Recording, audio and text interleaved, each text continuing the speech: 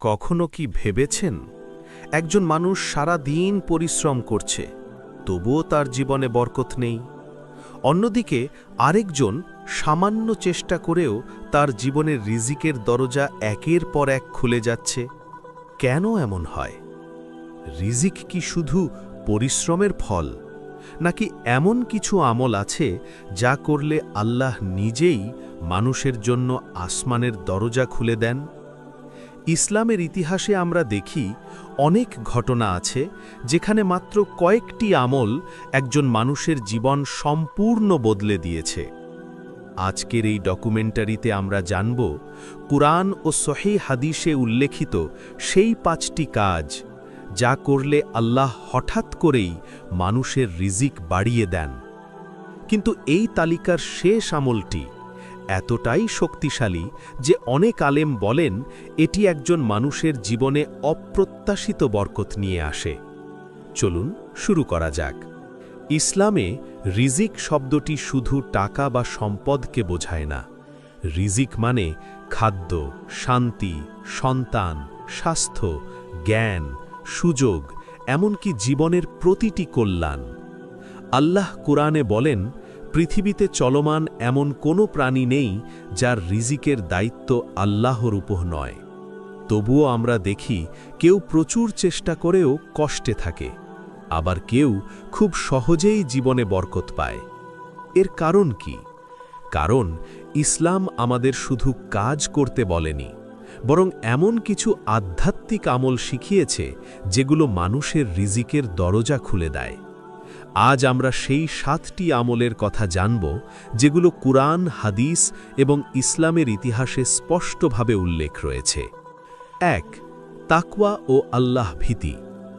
মদিনার নীরব এক রাত এক সাহাবী এসে রাসূলুল্লাহ সাল্লাল্লাহু আলাইহি ওয়াসাল্লামের কাছে প্রশ্ন করলেন, ইয়া রাসূল আল্লাহ, মানুষের জীবনে বরকত কিভাবে আসে? রাসূল সাল্লাল্লাহু আলাইহি ওয়াসাল্লাম তাদের বারবার একটি বিষয়ের দিকে ইঙ্গিত করতেন, তাকওয়া। কুরআনে আল্লাহ ঘোষণা করেন, যে ব্যক্তি আল্লাহকে ভয় করে, তাকওয়া অবলম্বন করে, আল্লাহ তার জন্য বের হওয়ার পথ করে দেন এবং তাকে এমন জায়গা থেকে রিজিক দেন যা সে কল্পনাও করতে পারে না। ইসলামের ইতিহাসে আমরা দেখি অনেক সাহাবী কঠিন পরিস্থিতির মধ্যেও শুধু তাকওয়া ধরে রেখেছিলেন, আর আশ্চর্যজনকভাবে তাদের জীবনে এমনভাবে রিজিক এসেছে যা তারা কখনো ভাবেননি।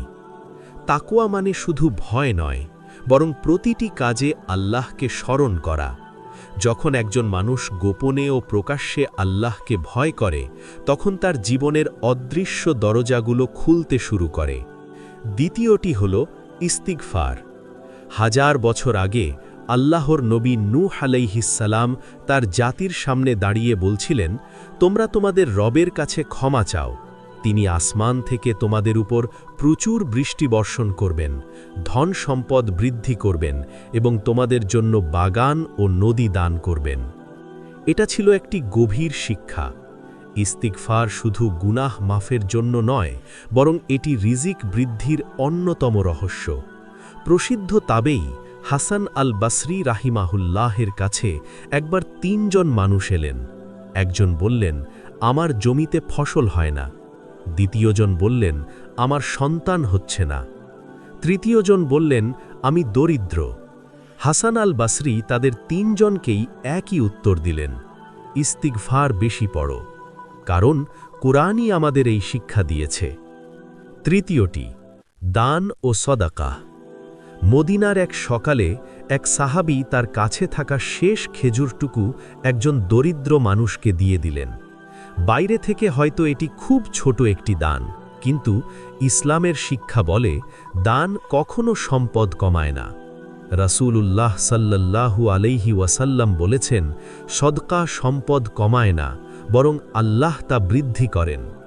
ইসলামের ইতিহাসে আমরা দেখি উসমান ইবনে আফফান রাদিয়াল্লাহু আনহু যখন তাবুক যুদ্ধের সময় বিপুল সম্পদ দান করেছিলেন, তখন রাসূল সাল্লাল্লাহু আলাইহি ওয়াসাল্লাম বলেছিলেন, আজকের পর উসমান যাই করুক তার কোনো ক্ষতি হবে না। দান এমন একটি আমল যা মানুষের জীবনে অদৃশ্যভাবে বরকত নিয়ে আসে। অনেক সময় আমরা দেখি একজন দানশীল মানুষের সম্পদ কমে না, বরং বাড়তেই থাকে। চতুর্থটি হল আত্মীয়তার সম্পর্ক বজায় রাখা। আরবের মরুভূমিতে এক গুরুত্বপূর্ণ শিক্ষা দিয়েছিলেন রাসূলুল্লাহ। তিনি বলেছিলেন, যে ব্যক্তি চায় তার রিজিক বৃদ্ধি হোক এবং তার জীবন দীর্ঘ হোক, সে যেন আত্মীয়তার সম্পর্ক বজায় রাখে। এই শিক্ষা ইসলামের সামাজিক ব্যবস্থার একটি ভিত্তি। আত্মীয়তার সম্পর্ক ছিন্ন করা শুধু একটি সামাজিক সমস্যা নয়, এটি আধ্যাত্মিক ক্ষতিরও কারণ। অনেক সাহাবী এই হাদিস শুনে তাদের দূরের আত্মীয়ের খোঁজ নিতে শুরু করেছিলেন, কারণ তারা জানতেন আল্লাহর কাছে সম্পর্ক রক্ষা করা একটি বড় আমল, আর এর ফল শুধু আখেরাতে নয়, দুনিয়াতেও প্রকাশ পায়। পঞ্চমটি হল তাওয়াক্কুল বা আল্লাহ ওর উপর পূর্ণ ভরসা। মক্কার এক কঠিন সময়, মুসলিমরা তখন অত্যন্ত সংকটে। অত্যাচার, দারিদ্র্য, অনিশ্চয়তা সব কিছু তাদের ঘিরে ধরেছিল। তবুও রাসূল সাল্লাল্লাহু আলাইহি ওয়াসাল্লাম তাদের একটি শিক্ষা দিতেন, তাওয়াক্কুল। একদিন তিনি বললেন, তোমরা যদি আল্লাহর উপর প্রকৃত ভরসা করতে, তাহলে তিনি তোমাদের এমনভাবে রিজিক দিতেন যেমন তিনি পাখিদের রিজিক দেন। তারা সকালে ক্ষুধার্ত অবস্থায় বের হয় এবং সন্ধ্যায় পরিপূর্ণ পেট নিয়ে ফিরে আসে। এই হাদিস শুধু একটি উপমা নয়, এটি একটি গভীর বাস্তবতা। পাখি বসে থাকে না, সে উড়ে যায়, চেষ্টা করে, তারপর আল্লাহ ওর উপর ভরসা রাখে। ঠিক তেমনি একজন মুমিন চেষ্টা করে, কিন্তু তার হৃদয় সব সময় আল্লাহ ওর উপর নির্ভর করে, আর তখনই অপ্রত্যাশিত দরজা খুলে যায়। ইসলামের শিক্ষা খুবই স্পষ্ট, রিজিক শুধু পরিশ্রমের ফল নয়, বরং এটি আল্লাহর পক্ষ থেকে একটি নেয়ামত। আজ আমরা যে 5টি আমলের কথা জানলাম, তাকওয়া, ইস্তিগফার, দান ও সদকা, আত্মীয়তার সম্পর্ক বজায় রাখা, আল্লাহর উপর ভরসা, নিয়মিত ইবাদত এবং হালাল উপার্জন, এই আমলগুলো শুধু আধ্যাত্মিক কাজ নয়, এগুলো মানুষের জীবনের বাস্তব পরিবর্তন আনে। যখন একজন মানুষ এই পথগুলো অনুসরণ করে, তখন তার জীবনে শুধু সম্পদ নয়, বরং শান্তি, বরকত এবং সন্তুষ্টিও আসে। হয়তো আজই সেই দিন যেদিন আমরা নিজেদের জীবনে এই আমলগুলো শুরু করতে পারি, কারণ কে জানে, আপনার জন্য হয়তো আল্লাহর রহমতের দরজা ঠিক এখনই খুলতে যাচ্ছে।